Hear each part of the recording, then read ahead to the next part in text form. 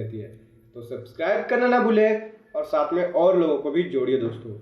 दोस्तों यहाँ पे मैं बात करने वाला हूँ सर्कुलर के बारे में, सर्कुलर नंबर 109 जो कि इशू हुआ है 22 जुलाई 2019 को, जिसके अंदर गवर्नमेंट ने यहाँ पे कुछ क्लेरिफिकेशन दी है।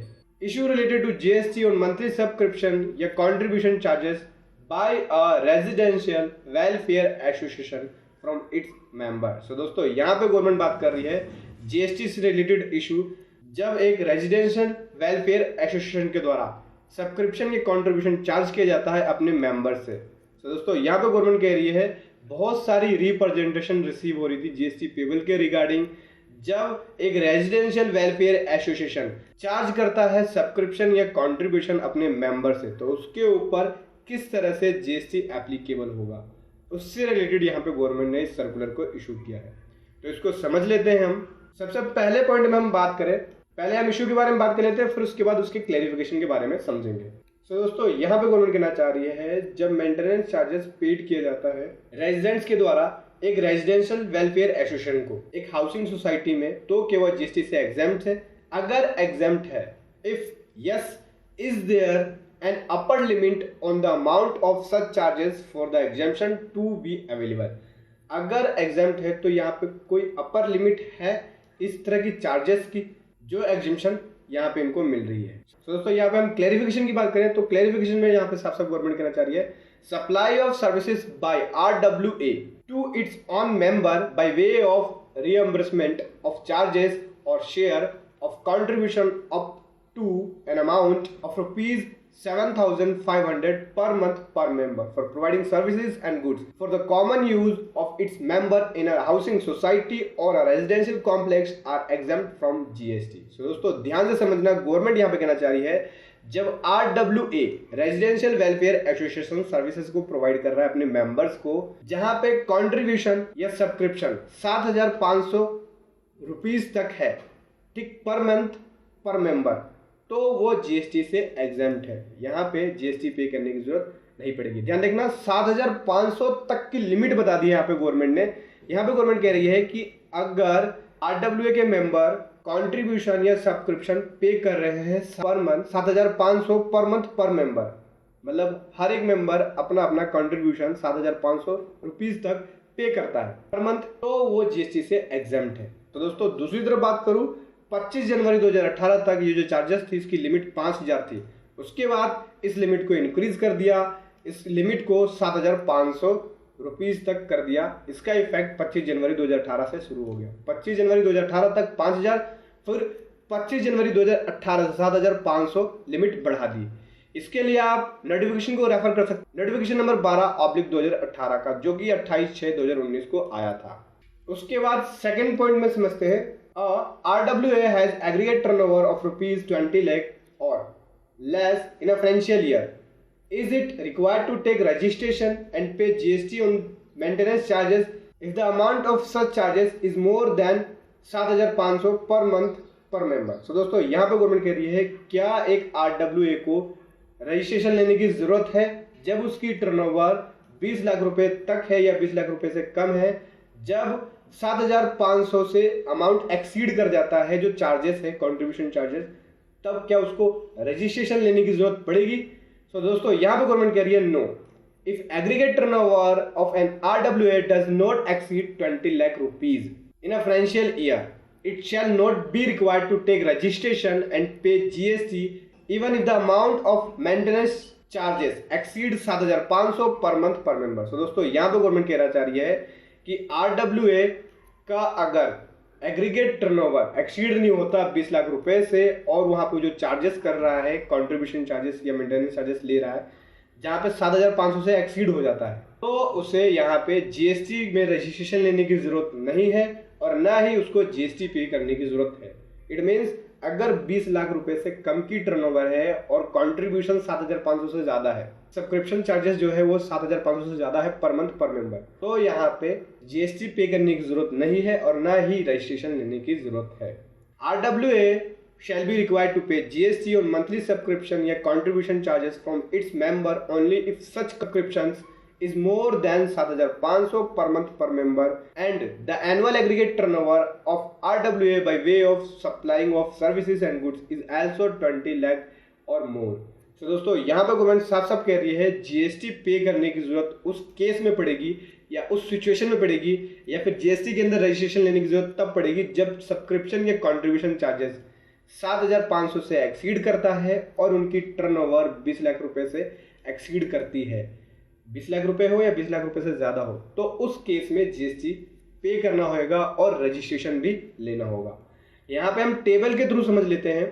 यहाँ पे दो अलग अलग सिचुएशन है। पहली सिचुएशन जहाँ पे 20 लाख रुपए से ज़्यादा की टर्नओवर है, इसके अंदर दो तरह का पॉइंट है। पहला पॉइंट यह है कि 7,500 से ज़्यादा है सब्सक्रिप्शन, तो उस केस में क्या होगा, आपको जीएसटी के अंदर एग्जेम्पशन नहीं मिलेगा। यहाँ पे आपको रजिस्ट्रेशन भी लेना है और जीएसटी भी पे करना है। दूसरी सिचुएशन 20 लाख रुपए से तो ज़्यादा है टर्नओवर, मतलब टर्नओवर जो है एग्रीगेट टर्नओवर 20 लाख रुपए से एक्सीड कर रही है और सब्सक्रिप्शन चार्जेस जो है वो 7,500 है या उससे कम है, तो उस केस में आपको जीएसटी के अंदर एग्जेम्पशन मिल जाएगा। यहाँ पे आपको जीएसटी पे करने की जरूरत नहीं पड़ेगी।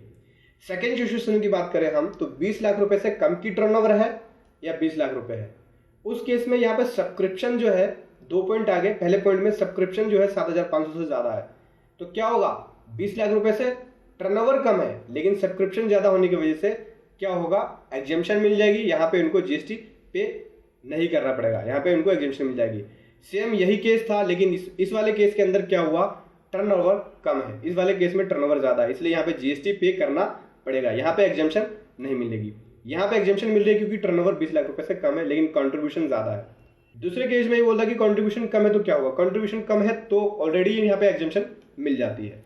तीसरे पॉइंट की बात करें, तीसरे पॉइंट में गवर्नमेंट कह रही है is the RWA entitled to take input as credit of GST paid on input and services used by it for making supply to its member and use such ITC for discharge of GST liability on such supplies where the amount charged for such supply is more than 7,500 per month per member। So दोस्तों यहाँ पे government कह रही है क्या यहाँ पे RWA ITC को ले सकता है जो उसने GST पे किया है और उस आईटीसी का जो इनपुट है या इनपुट सर्विस का यूज कर रहा है टैक्सेबल सप्लाई के अंदर, तो क्या वो जीएसटी की लायबिलिटी को डिस्चार्ज करने के लिए आईटीसी का यूज कर सकता है जब उसका सब्सक्रिप्शन 7,500 से ज्यादा है पर मंथ पर मेंबर। तो दोस्तों यहाँ पे गवर्नमेंट साफ साफ क्लियर कर रही है कि RWA है वो आईटीसी ले सकता है जीएसटी जो उसने पे किया है कैपिटल गुड्स के ऊपर। कैपिटल गुड्स में कौन कौन सी चीजें आ जाती हैं, जनरेटर, वाटर पंप्स, ठीक है, लॉन, फर्नीचर। गुड्स की बात करें तो गुड्स में tapes, pipes, other sanitary hardware filings जो भी है इसके अंदर गुड्स में जो भी आ गए उसके ऊपर आईटीसी ले लेगा। उसके बाद हम बात करें इनपुट सर्विसेज के ऊपर, जैसे रिपेयर एंड मेंटेनेंस, इस तरह के ऊपर वो आईटीसी ले सकता है। अगले पॉइंट में बात करूं, पॉइंट नंबर 4 दोस्तों, यहाँ पे गवर्नमेंट कहना चाह रही है अगर किसी पर्सन ने 2 या 2 से अधिक फ्लैट्स को लिया है एक हाउसिंग सोसाइटी के अंदर या रेजिडेंशियल कॉम्प्लेक्स के अंदर, तो क्या 7,500 की एग्जेम्पशन है, पर पर्सन है या पर अपार्टमेंट है, ये एग्जेम्पशन किस हिसाब से है। तो दोस्तों यहाँ पे गवर्नमेंट कहना चाह रही है as per general business sense a person who own 2 or more residential apartment in a housing society or a residential complex shall normally be a member of RWA for each residential apartment owned by him separately। तो दोस्तों यहाँ पे government कहना चाह रही है एक RWA के अंदर अगर किसी पर्सन ने 2 या 2 से अधिक अपार्टमेंट खरीदा है तो वो उसे हर अपार्टमेंट का एक अलग अलग मेंबर, सेपरेटली मेंबर काउंट करेगी। यहाँ पे मैं सीलिंग की बात करूं मतलब 7,500 की जो एग्जेम्पशन है वो सेपरेटली अलग अलग अपार्टमेंट की मिलेगी। एग्जाम्पल के लिए हम समझ लेते हैं कि मान लीजिए कि यहाँ पे कोई पर्सन जिसके पास 2 रेजिडेंशियल अपार्टमेंट है एक हाउसिंग सोसाइटी के अंदर या रेजिडेंशियल कॉम्प्लेक्स के अंदर, वो 15,000 पे कर रहा है 2 अपार्टमेंट का, मतलब मान लीजिए 2 अपार्टमेंट है उसके पास, ठीक है, 7,500 अलग अलग अपार्टमेंट का, ठीक। तो यहाँ पे उसे 7,500 अलग अलग अपार्टमेंट के हिसाब से एग्जेम्पशन मिल जाएगा, मतलब कि हर अपार्टमेंट का 7,500 काउंट होगा। ये नहीं कि 15,000 रुपये उसने अपना कंट्रीब्यूशन पे कर दिया तो 7,500 से एक्सीड हो गया तो उसको जीएसटी पे करना पड़ेगा, नहीं, हर अपार्टमेंट का सेपरेटली यहाँ पे काउंट होगा। तो यहाँ पे 7,500 की इसे एग्जेम्पशन मिल जाएगी, चाहे 2 अपार्टमेंट ले ले, 3 ले ले, 4 ले ले, ठीक है दोस्तों, मैं 5वें पॉइंट की बात करूं, यहाँ पे गवर्नमेंट कह रही है how should the RWA calculate GST payable where the maintenance charges exceed 7,500 per month पर मेंबर। तो दोस्तों यहाँ पे गवर्नमेंट कह रही है किस तरह से RWA GST पेबल को कैलकुलेट करेगा जो मेंटेनेंस चार्जेस जब एक्सीड होता है 7,500 पर मंथ पर member. Is the GST payable only on the amount exceeding 7,500 or on the entire amount of maintenance charges? क्या GST पेबल करना है, क्या GST पेबल उस केस में बनेगा जब 7,500 से अमाउंट एक्सीड होता है या फिर एंटायर अमाउंट पे। तो दोस्तों यहाँ पे गवर्नमेंट कहना चाह रही है the exemption from GST on maintenance charges by RWA from residents is available only such charges do not exceed 7,500 per month पर मेंबर। तो दोस्तों यहाँ पे गवर्नमेंट कहना चाह रही है कि GST पेबल उस केस में बनता है जब RWA अपने मेंबर से सब्सक्रिप्शन या मेंटेनेंस चार्जेस चार्ज कर रहा है जब अमाउंट एक्सीड होता है 7,500।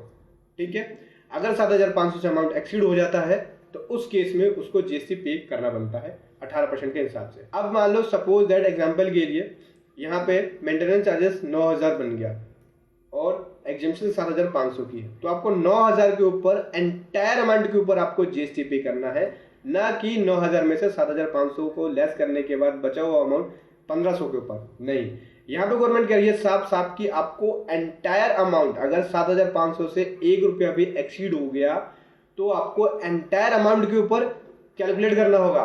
ठीक है दोस्तों, ये था एक अपडेट जो मैं आपके सामने लेकर आया। वीडियो कैसी लगी जरूर बताएं, मन में जो भी क्वेश्चन हो कमेंट बॉक्स में लिखें और हमारे चैनल को सब्सक्राइब करना ना भूलें। इस वीडियो को लाइक कर दीजिए क्योंकि जितना ज्यादा आप लाइक करते हैं मुझे खुशी मिलती है और मैं इस तरह की वीडियो आपके सामने लाता हूँ। एक चीज और बताना चाहूंगा, अगर आप इस सर्कुलर को डाउनलोड करना चाहते हैं तो वीडियो की डिस्क्रिप्शन में इसका लिंक मिल जाएगा, वहां से जाइए और डाउनलोड कीजिए।